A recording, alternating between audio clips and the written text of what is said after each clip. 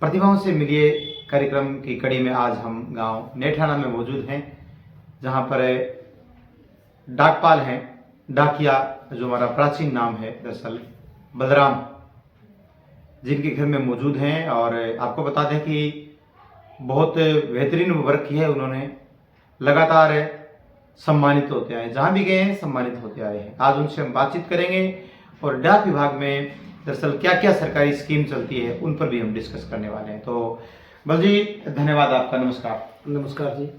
बल जी बधाई हो आपको। आपको भी बहुत बहुत बधाई हो। बल जी आपकी शुरुआत कब से हुई? शुरुआत तो मेरी 2011 से मेरे को ज्वाइनिंग मिली थी। 2011 से जी जी। और उससे लगातार मैं सेवा करता आ रहा हूँ। पहली सेवा कहाँ थी? पहली सेवा मेरी विजयनगर थी, गंगानगर के पास में। अब हाल ही में? अब हाल ही में बरवाली है। बरवाली हो? हाँ जी। तो आज के युग में, प्राचीन युग में क्या अंतर है? जब शुरुआत आपने करी उस समय आप कैसे जाते थे, कैसे बांटते थे? पहले तो बहुत साइकिलों से या पैदल से अच्छा। घर घर डाक बांटते थे। और क्यों जो रास्ता था बहुत ही ऊबड़ खाबड़ था या रेतीला था, तो उसमें साइकिल नहीं चलती थी, तो हम पैदल जाया करते थे। बिल्कुल, क्योंकि कई बार हमने देखा भी है ढानियों में लोग बसते हैं, वहां भी आप डाक लेके जाते हो? हाँ जी, ढानियों में जाता हूँ। वहाँ पे जो रास्ता होता है बहुत ऊबड़ खाबड़ रेतीला होता है, वहाँ पैदल चलना पड़ता है। पैदल चलना पड़ता है। चलो चलो, पैदल जाना पड़ता है। कहाँ कहाँ सम्मानित हुए आप बताएंगे? सर मैं सबसे पहले तो जहाँ पर मेरी ड्यूटी शुरुआत में लगी थी विजयनगर गंगानगर के पास में, तो वहाँ पर मुझे 2015 में डाक विभाग द्वारा सम्मानित किया गया था। और पूरा गंगानगर जिला में मेरा दूसरा स्थान था। अच्छा, वाह। दूसरा स्थान था मेरा। बिल्कुल। सुकन्या समृद्धि योजना होती है, जो छोटी बच्चियों को खाते खोलते हैं, उनके बारे में मैंने सबसे ज़्यादा खाता खोला। बेटी बचाओ और बेटी पढ़ाओ अभियान के तहत उसमें खाते खोले हमने सुकन्या समृद्धि के। उसमें डिवीजन में मेरा दूसरा स्थान था। जो हनुमानगढ़ और गंगानगर डिवीजन दोनों एक ही है। अच्छा। उन्हें मुझे दूसरा स्थान मिला था। वाह। उसके बाद? और उसके बाद में मेरी ड्यूटी वहाँ से बरवाली लगाई गई।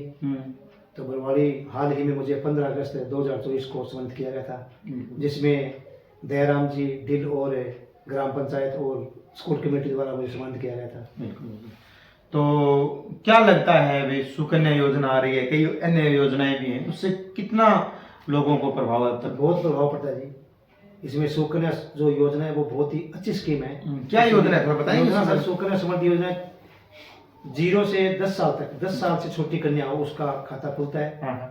उसमें 8.2 के चक्रवर्ती ब्याज है। अच्छा। बहुत अच्छी स्कीम है। अगर यूँ मान लो भी हम जैसे व्यक्ति के नाम से 1000 रुपये महीने के जमा कराएं तो 14 साल जमा कराएंगे 1,08,000 जमा होगा। और हमारे को लगभग 6,50,000 रुपये मिलेंगे। ये बात है, यानी 6.5 के लगभग मिल जाएंगे हमारे को। और अगर मान लो कब योजना शुरू होती है ये तो बताएंगे? ये योजना जी, ये योजना 2015 को स्टार्टिंग हुई थी। नहीं, कितने साल की बच्ची का कराएं? 10 साल छोटी बच्ची का। 10 साल छोटी हो? हाँ। 9 की उसका हो जाएगा? नहीं, 9 की होगी उसका हो जाएगा। 10 साल छोटी होनी चाहिए। 10 से छोटी होनी चाहिए। हाँ जी।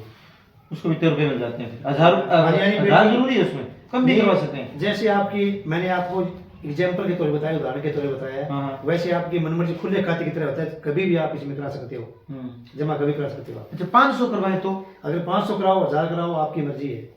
इसमें कोई लिमिट नहीं है। आप एक साल में 1.5 लाख तक जमा करा सकते हो। अच्छा, ये बात है। हाँ जी, आपकी मर्जी इतना जमा कराओ। और इनकम टैक्स में छूट मिलती है इसमें। अच्छा, कर्मचारी के लिए बहुत बड़ी स्कीम है। ये फायदे वाली बात है। कल को बेटी को ब्याहते हैं तो इसमें कोई 2 रुपये अपने इकट्ठे हो जाते हैं। बिल्कुल। और माँ बाप को इसमें बड़ी आसानी होती है विवाह करने में। और इस पर लोन की सुविधा भी है। जैसे हम आदि जैसे पेमेंट अपनी होगी ना, मतलब है बट 14 साल तो उस पर लोन ही मिल जाता है। लोन की सुविधा ही है।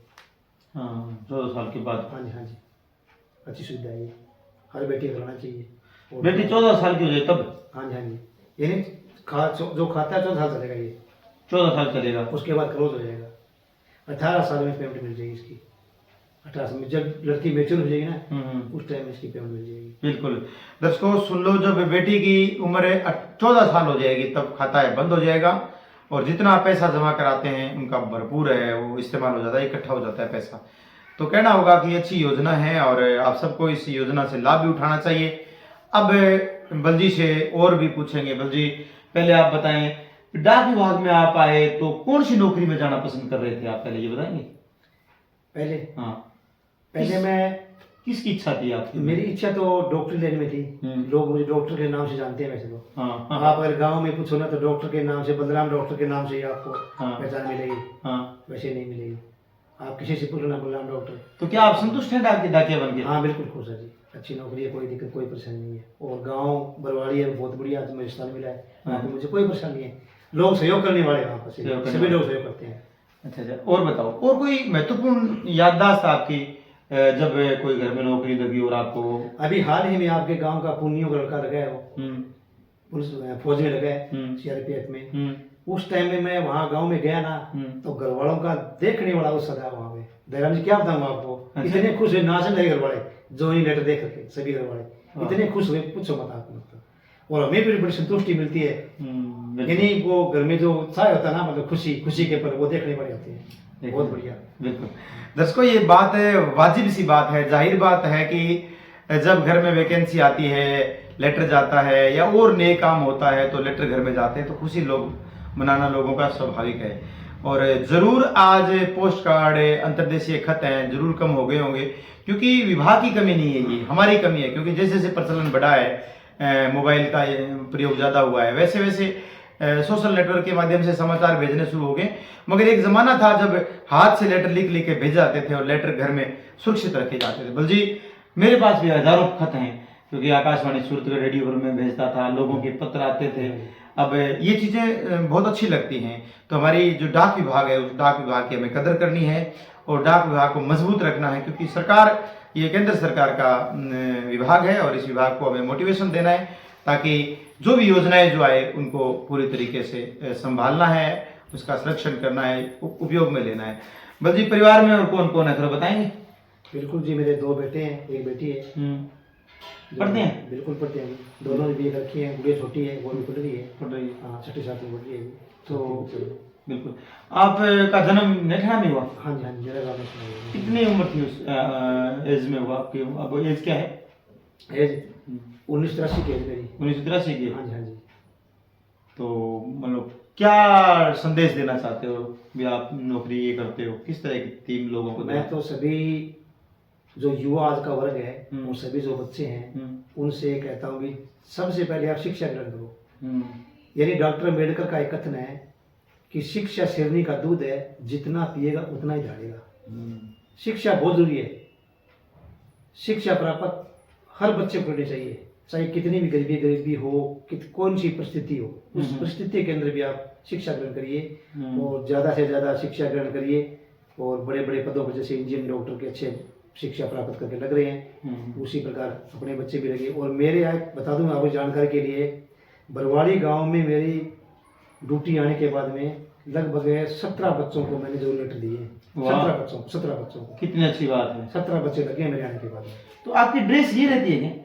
नहीं, ड्रेस ये नहीं रहती सर, कौन सी बुला देते हैं, वैसे खाकी होती है। हाँ जी, वैसे ये बुला देते हैं, लगाएंगे ये बात है मौके की।